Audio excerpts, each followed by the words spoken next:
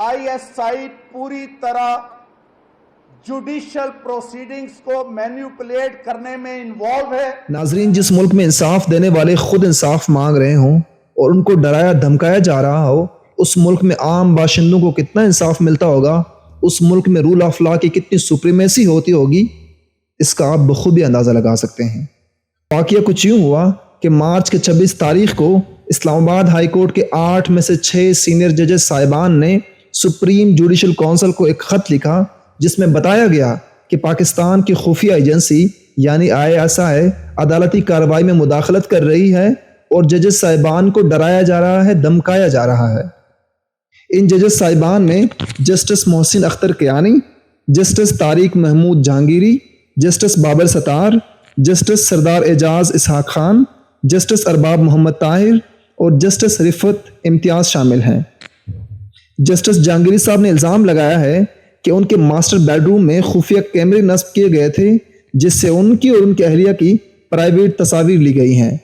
इसी तरह एक जज साहब ने इल्ज़ाम लगाया है कि उनके रिश्तेदारों को उठाया गया है और उनके खिलाफ बयानबाजी कराई गई है। एक जज साहब के बेटे की शादी मनसूख कराई गई और एक और सेशन जज साहब के घर में क्रैकर्स फेंके गए। इस खत में ये इल्ज़ाम लगाया गया है कि उनको इमरान खान से मुतालिक केसेस में डराया जा रहा है और उनके ऊपर दबाव डाला जा रहा है कि उनकी मर्जी के फैसले कराए जाएं। नाजरीन, ये खत सुप्रीम जुडिशल काउंसिल को लिखा गया है। आपको बताता चलूं कि सुप्रीम जुडिशल काउंसिल पाकिस्तान के तमाम तर अदालतों का निगरान अदारा है जिसके 5 मेंबर्स हैं, जिनमें से एक सुप्रीम कोर्ट के चीफ जस्टिस, 2 सुप्रीम कोर्ट के सीनियर जजान और 2 हाई कोर्ट के सीनियर जजेस शामिल हैं। नाजरीन, ये बात काबिल गौर है कि ये खत उस वक्त मंजर आम पे आता है कि जब एक हफ्ते से भी कम टाइम में सुप्रीम कोर्ट शौकत अजीज सदीकी का फैसला सुनाते हुए सुप्रीम जुडिशल काउंसिल के फैसले को गैर आइनी करार देता है, गैर कानूनी करार देता है और जस्टिस सिद्दीकी को दोबारा बहाल किया जाता है। सुप्रीम कोर्ट ने इस्लामाबाद हाई कोर्ट के साबिक जज जस्टिस शौकत अजीज सिद्दीकी की सुप्रीम जुडिशल काउंसिल से बरतरफी कल अदम करार। याद रहे कि आज से 5 साल पहले शौकत अजीज सिद्दीकी ने एक अवामी तकरीर में उस वक्त के DG ISI और दीगर फौजी हुकाम पर अदालती फैसलों में हेरा फेरी और मुकदमात में मुदाखलत का इल्ज़ाम लगाया था। ISI पूरी तरह जुडिशल प्रोसीडिंग्स को मैनिपुलेट करने में इन्वॉल्व है। ISI के लोग मुख्तलिफ जगह पहुंचकर अपनी मर्जी के बेंच बनवाते हैं, केसों की मार्किंग होती है। सिद्दीकी साहब के इल्जामात साबिक प्राइम मिनिस्टर नवाज शरीफ के खिलाफ करप्शन मुकदमात से मुताल्लिक था।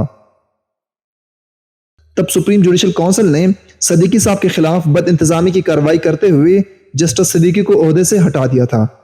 सिद्दीकी साहब ने सुप्रीम जुडिशल काउंसिल के फैसले को सुप्रीम कोर्ट में चैलेंज किया था, जिसकी समाअत पिछले साल ही शुरू हो सकी, लेकिन गुज़िश्ता हफ्ते यानी 22 मार्च को सुप्रीम कोर्ट ने हुक्म दिया कि सिद्दीकी साहब की बरतरफी गैर कानूनी थी और उनको दोबारा बहाल किया जाए। नाजरीन, तब सिद्दीकी साहब को इसलिए बरतरफ किया गया था कि उनके ऊपर दबाव डाला जा रहा था कि नवाज शरीफ और पाकिस्तान मुस्लिम लीग नून के खिलाफ फैसले दिए जाएं जिससे वो गुरेज़ां थे, इसलिए उनको बरतरफ किया गया था। ISI वालों ने मेरे चीफ जस्टिस को अप्रोच करके कहा कि हमने इलेक्शन तक नवाज शरीफ और उसकी बेटी को बाहर नहीं आने देना, शौकत अजीज सिद्दीकी को बेंच में मत शामिल करो। पाकिस्तान तहरीक इंसाफ एस्टेब्लिशमेंट के निशाने पर है। PTI हुकूमत को घर भेज दिया गया। ऑफिशियली इमरान खान साहब पाकिस्तान के वजीर आजम नहीं रहे। गुज़िश्ता माह होने वाले आम इंतखाबात में पार्टी के खिलाफ क्रैक डाउन हुई। इमरान खान को सलाखों के पीछे भेजा गया। Imran Khan, Pakistan's former Prime Minister, has been arrested after being sentenced to 3 years in prison. Party रहनुमाओं को पार्टी छोड़ने पर मजबूर किया गया और PTI को बल्ले के निशान से महरूम किया। इन जजेस पर दबाव डाला जा रहा है ताकि वो PTI के खिलाफ फैसले करे। ये सब इसी सिलसिले की एक कड़ी है। चीफ जस्टिस पाकिस्तान काजी फायज ईसा ने सुप्रीम कोर्ट के 15 जजों के पूरे पैनल को खत पर बहस करने के लिए बुलाया है।